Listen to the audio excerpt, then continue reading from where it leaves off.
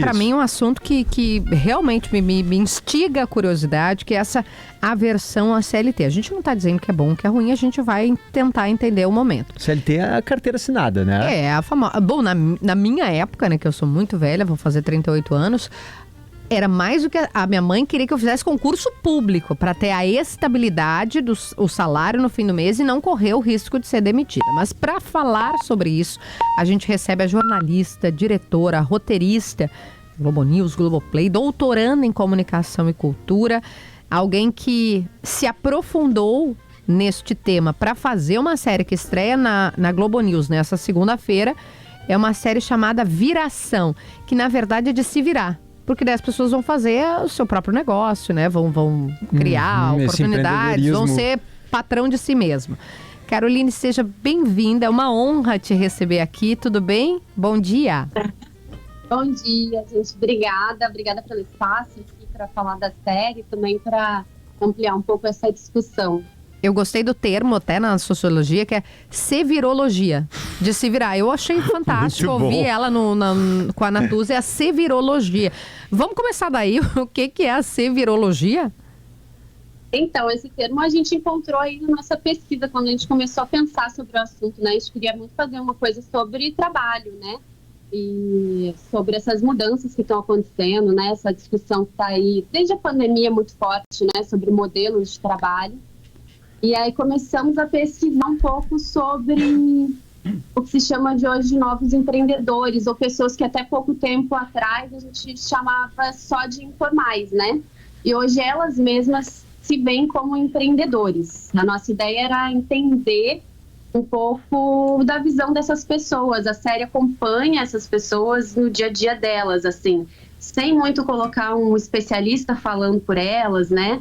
Então, deixando elas dizerem os motivos delas para escolherem isso. Mas quando a gente estava pesquisando, a gente recorreu a muitas pessoas, né, muitos consultores, e aí veio esse termo, civirologia, que é um termo que a sociologia usa há muito tempo para falar desse tipo de trabalho, que é o informal mesmo, ou que é o bico, muitas vezes, né? Ou que é um trabalho extra, né? Que é um pouco do fazer de tudo. Tem uma personagem, a Rafa, que fala, a gente vai onde o dinheiro tá. Então, assim, é um pouco a vida real, sabe? Batendo a porta. Esse termo tá aí há muito tempo e essas pessoas estão trabalhando assim há muito tempo. Então, qual é a diferença para o cenário que a gente tem hoje, né? Isso que a gente queria tentar entender com essa série. Caroline, e a série acompanha a rotina principalmente de pessoas que têm até 35 anos de idade, né? Isso eu achei muito interessante porque grande parte deles, Kelly, que a série vai mostrar, a série estreia hoje às 11 da noite na Globo News, né? Viração é o nome. Grande parte atua como motorista de aplicativo, como mototaxista, vendedor informal, prestador de serviços diversos, enfim. Acho que a pergunta que eu mais tenho curiosidade é a seguinte: é por necessidade que eles estão fazendo isso ou é porque eles querem? Eu quero dizer assim, eles poderiam ter empregos formais com carteira assinada e tal e não querem? Ou na dificuldade de conseguirem um emprego formal eles partem para esse caminho? Isso que é o interessante da série. Até a gente teve números recentes, né, mostrando que o emprego com carteira assinada aí deu uma crescida nos últimos meses. A gente tem bons números. Eles poderiam estar trabalhando com carteira assinada. Muitos deles deixaram empregos de carteira assinada para trabalhar como autônomos ou empreendedores. Então eles não querem CLT. Poderiam trabalhar. Tem uma que é diarista, né? Ela era diarista. Isso. E ela diz, não, eu vou cobrar a faxina por hora, por dia. É melhor do que ficar trabalhando todos os dias. E aí você falou de ter ou não ter opção. É isso, eles têm a opção de trabalhar com carteira assinada, mas não é uma opção que para eles tem a ver com necessidade também, porque assim, esses empregos, o que eles argumentam é que esses empregos com carteira assinada, a maior parte tem salários muito baixos, principalmente para o nível de qualificação, né, que eles têm. Então, assim, trabalhando de forma autônoma, eles conseguem ganhar muito mais. Tem a coisa da gestão do tempo também, eles sabem quanto o trabalho dele vale, né? Quanto o trabalho deles vale. Então, assim, quanto eles conseguem ganhar por cada trabalho específico que eles fazem, sabe? Então, eles vão controlando essa demanda. Por exemplo, num mês eu preciso ganhar tanto, então eu vou trabalhar mais, sabe? Essa gestão do tempo é uma coisa que também é muito, muito importante para eles. Caroline, há uma diminuição... Eu vou fazer essa primeira pergunta para depois fazer a segunda colada, tá? Há uma diminuição de CLT, isso é consolidado, isso é sazonal? Temos menos CLT e mais galera liberada no Brasil ou não? Não, até a gente tem uma estabilidade aí da CLT, né? Saíram números recentes do IBGE, mas você tem um crescimento, sim, de pessoas autônomas. Informais, tá. Autônomas, né? A gente não pode nem mais chamar de informais. Isso é muito interessante. A maior parte, só uma das pessoas que a gente acompanhou 8 pessoas. A gente foi para Porto Alegre, Rio, São Paulo e Manaus.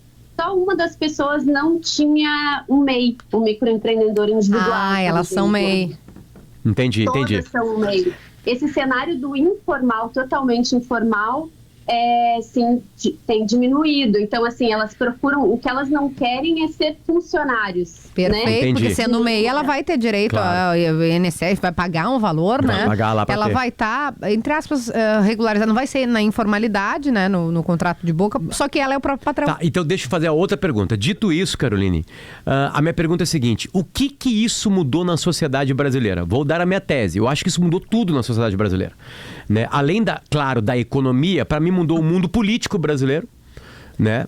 Isso pra mim mudou o mundo de turismo brasileiro, porque tu tem mais flexibilidade de viagens. E político porque, sim, tu passa a esperar outras coisas do Estado, né? E alguns partidos não entenderam essa mudança, outros entenderam, né? mesmo que não apoiem, enfim, mas entenderam que isso seria... Que esse é o novo trabalhador brasileiro, digamos assim, enfim. O que você tem consolidado, Carolina, de mudança na sociedade? O que isso está afetando em outras áreas? O que eu consigo te falar, assim, a gente fez um trabalho bem, assim, de observação dessas pessoas e do núcleo delas, né? O que eu consigo te falar, assim, que eu vi no discurso e na aplicação prática mesmo, na vida de todos que a gente acompanhou, é que eles têm uma certa descrença, é isso, no que vem do poder público e do Estado, né? Então, por exemplo, a Rafaela, que trabalha como diarista, empregada doméstica, e ela, na realidade, ela é executiva da faxina. Ela se coloca como executiva da faxina, porque ela tem uma empresa e ela presta um serviço muito especializado, né? Então, ela mora em Queimados, que é uma cidade aqui da Baixada Fluminense, e ela escolhe pagar uma escola particular, ela prefere trabalhar mais para pagar uma escola particular para o filho dela, para pagar médicos, tudo particular, porque ela, na região onde ela mora, né, ela dá o exemplo dela, ela fala, até não posso falar pelo resto, mas onde eu moro, eu não confio nas escolas para deixar o meu filho de 3 anos para ele sair para trabalhar. Ela paga uma babá para o filho dela, ela também paga as consultas todas particulares. Então, isso foi um discurso que a gente viu em todos, viu, assim, uma falta de crença mesmo do que vem do Estado, muita crítica ao que é público e também a questão dos impostos, né? Então, por isso também você ser empreendedor LC, isso é um dos argumentos, né? Se você trabalha CLT, você tem um recolhimento maior de impostos,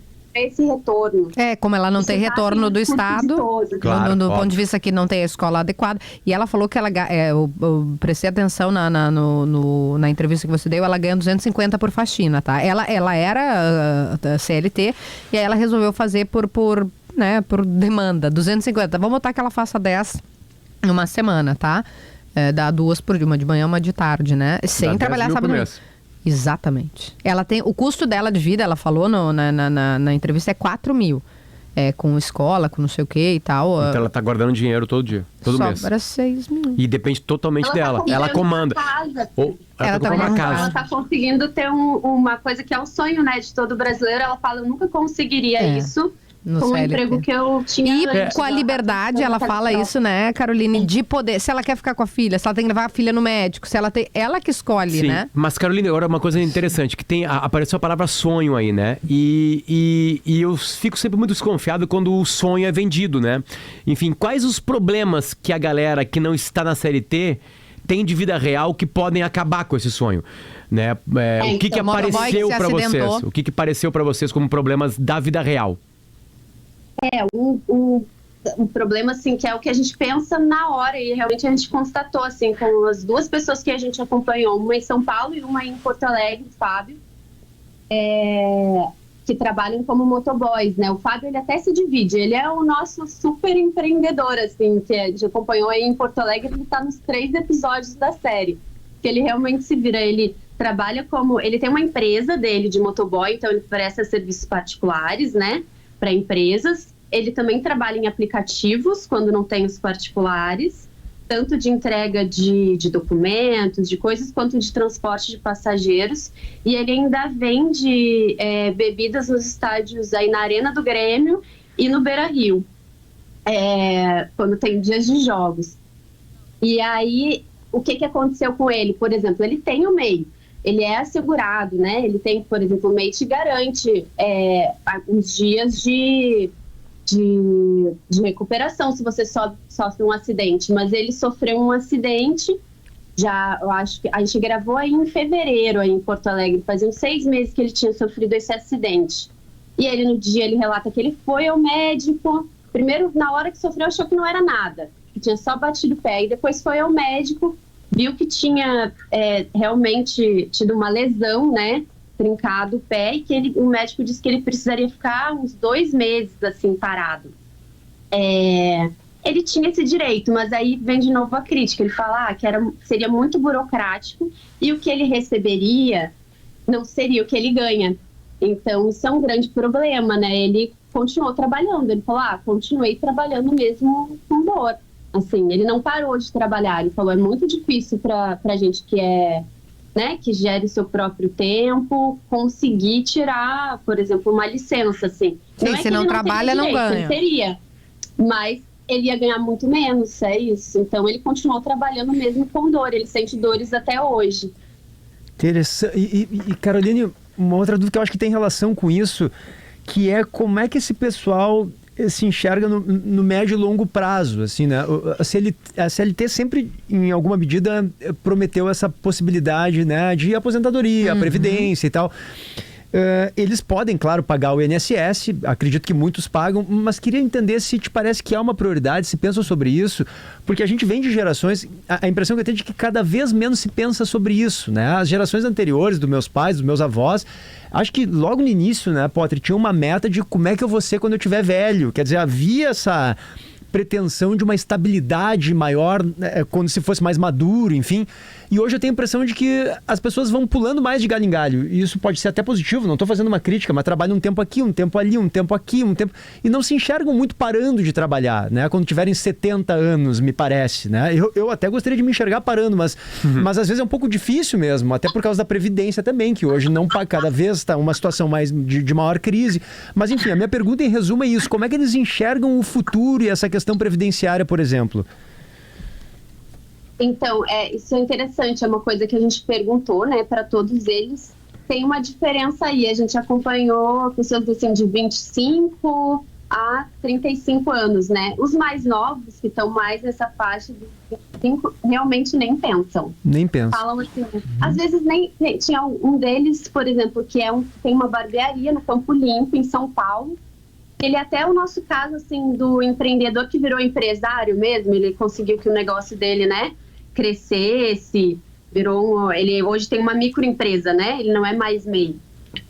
Ele não sabia nem direito qual que era a idade para se aposentar, sabe? Então é uma coisa que está muito, assim, fora do horizonte dele. Para ele, que já virou um empresário, o que ele pensa? Ele fala que quer cada vez sair mais do operacional e poder, né, só gerenciar, mas que nunca vai deixar de trabalhar. Isso é o sonho de todos eles, né? Todos eles sonham em um dia deixar de passar do MEI ali de ser empreendedor individual para ser microempresário, né?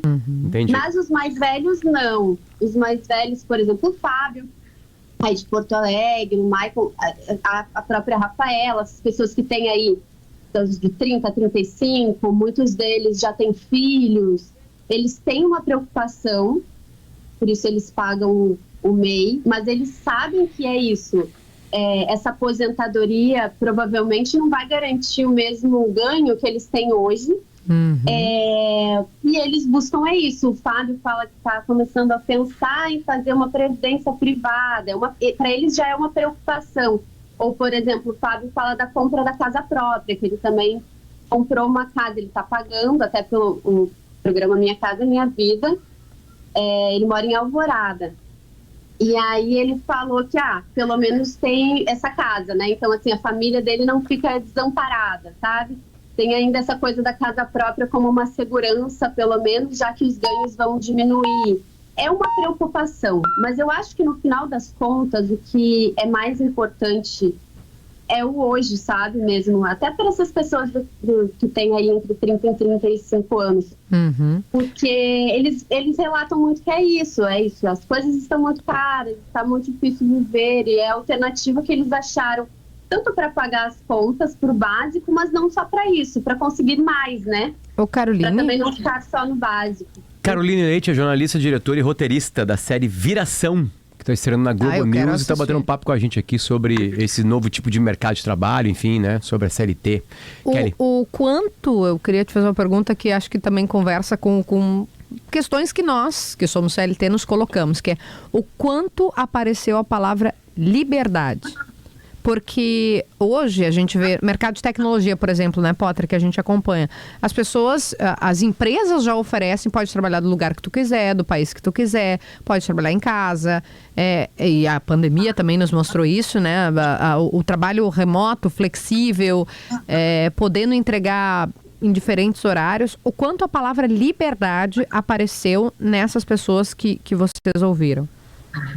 Em todos, né? Isso é um dos principais argumentos, né? Para eles tem muito a ver com a liberdade do tempo, né? Fala, eu sou dono do meu tempo. Todos eles falam isso. E a questão também de não ter um patrão. Isso é muito forte, assim, para eles. De ser o próprio patrão. Eles usam esse termo mesmo, sabe? Essa liberdade de não ter que responder a ninguém, sabe? De não ter que prestar contas a alguém. Eu decido quando eu vou trabalhar, quando eu não vou trabalhar, eu decido quanto eu ganho. Claro que isso varia, né, do tipo de trabalho que você vai conseguir, mas para eles, na lógica deles, eles decidem o salário deles, né? É isso, eles falam muito, se eu estou num trabalho de carteira assinada, eu estou numa empresa, eu tenho que esperar muitos anos, ou muito tempo para progredir, né, de alguma forma. Quando eu gerencio o meu tempo e o meu trabalho, eu consigo saber quanto que eu vou ganhar, ou quanto que eu tenho que ganhar, o que eu tenho que fazer para ganhar isso. Não, e até, por exemplo, a gente fala muito da a geração nova e tal. A quantidade de médicos que eu conheço que decidiu atender só particular, porque daí tem a possibilidade o ganho, né? Vem só para si, né? E, claro, assumindo os riscos, que não atende via plano, por exemplo. São relações que são modificadas a partir dessa ideia de não ter que responder para alguém, né? Para o patrão, como tu disseste. O próprio meio da comunicação. Também, né? Influenciadores, tem toda a razão. Né? Caroline, eu não sei se o trabalho de vocês, né, na série, deu pra ver claramente que vocês pegaram a vida de várias pessoas e estão contando essas vidas, né? Mas o quanto a CLT pode ser modernizada, a saída pra CLT, enfim, né? Porque eu sei que ela tem muitas vantagens, mas como tá aparecendo, também tem muitas desvantagens nesse mundo, né, que mudou. Mas vocês pegarem especialistas nisso, enfim, o que ela poderia... eu vou usar a palavra modernizar no sentido de melhora, né? O que poderia mudar? Tem isso também na série? Olha, na série a gente quis acompanhar a vida das pessoas, né? Mas então é muito eles falando por eles, né? Sim, a gente não tem especialistas que falam, mas a gente conversou com muitas pessoas, claro, para entender um pouco esse mundo antes de começar a gravar, né? O que eu acho é que tem que se pensar, o que eu senti, assim, e até no que veio deles de demanda, sabe? Das pessoas que a gente acompanhou. É que eu acho que teria que se pensar muito mais nessa coisa da gestão do tempo, né? Eu acho que ele falou sobre liberdade, é uma coisa que realmente tem que ser repensada, esse ideal antigo da fábrica, né? Que você vai, entra e sai, bate ponto naquele tempo, e o que importa é quantas horas você passa dentro daquele lugar. não o que de fato você está produzindo. Tu sabe, Caroline, que quando eu vim chamar a nossa entrevista, a gente faz uma espécie de um teaser no programa anterior, eu propus para os 3 apresentadores, eu falei, vocês venderiam metade do dia de vocês para mim, por R$2.000? Porque considerando que 8 horas a gente passa dormindo, vamos botar aí num dia bom, né? Sobra 16 né? E aí 8 horas são entregues para alguém. Você venderia? É isso que eles falam na série, né? Pra mim, eu não quero vender por um preço, porque é isso, né? Pra boa parte da população, 2, 3 mil aqui exagerando, e conversa com isso que tu tá dizendo. Exatamente, é isso. Eu acho que é mudar um pouco essa lógica, sabe? As empresas têm que pensar em novos modelos mesmo. A gente viu um pouco de mudança, assim, na pandemia com a coisa do trabalho remoto, mas é um remoto ainda que remonta um pouco a essa coisa da fábrica, né? Mesmo assim, você continua tendo a mesma estrutura, sabe? Então, eu acho que tem que se pensar em um modelo diferente mesmo. Talvez um modelo por entrega, né? Para usar até o termo entrega, já que a gente acompanha alguns entregadores, pelo quanto você está entregando, né? De fato, talvez, não sei, fosse um modelo mais adequado do que por horas de trabalho, né? Quando a gente fala com as mega empresas, né? Ou as grandes empresas, dizem que também o sistema judiciário deveria mudar. As leis também deveriam mudar, né? Porque essa transição é muito pesada, ela é muito custosa e tem muita empresa querendo fazer a transição. Mas aí a justiça do trabalho, eu vou falar assim, justiça do trabalho é muito pesada com as leis, né? Para essa transição, porque tem que aparentemente... mexer nas leis, né? Tem um processo legislativo. Exatamente, também. Isso aí, eu não tô falando de Brasília, tô falando de Câmara Geral, né? Não tô falando só dos deputados, enfim, do Congresso Nacional, né? Melhor dizendo. Enfim. Carolina Leite, muito obrigado pelo teu carinho, parabéns pelo trabalho de trazer à tona isso, né? Parabéns, isso é um papel muito tema, importante. Né? Alô, futuros candidatos, né? Isso aí toca a vida das pessoas todos os dias. Mais do que alguns assuntos que você acha que são importantes. Que bebê reborn. Esse toca de verdade. Estreia hoje? Hoje às 11 da noite, na Globo News, logo depois do Jornal das 10. São 3 episódios. Espero vocês. Tá, mas a gente pode ver a hora que a gente quiser, né? Se a gente não quiser. Vai estar no Globoplay. Logo isso aí. Depois tá no Globoplay também. Não, só tem muita coisa em Porto Alegre, hein? Esse personagem nosso principal que a gente acompanhou é de Porto Alegre, então vai ter Porto Alegre nos 3 episódios. Fechado. Muito obrigado, viu, pelo teu carinho. Bom parabéns, trabalho. Parabéns. Muito rapidinho sobre o que a Caroline falou agora, Kelly e Potter e ouvintes. Fica muito claro que para muita gente o Estado não é mais visto como um garantidor de direitos, né? Ou como um promotor de bem-estar. Fica muito claro. Não estou dizendo que ele é ou não é. Estou dizendo que para muita gente ele é mais visto como um entrave, né? Como um entrave, até como um inimigo em alguns momentos. Porque é uma máquina que consome sem entregar, né? Então a gente viu o caso que ela falou ali daquela diarista, que ela disse que prefere trabalhar de maneira autônoma e pagar a escola privada, né, para sua filha. Ou seja, se a escola não garante o futuro, a escola pública, se o SUS está sucateado, se o transporte é precário, né, se a aposentadoria é distante e incerta, o Estado perde o poder de barganha, né?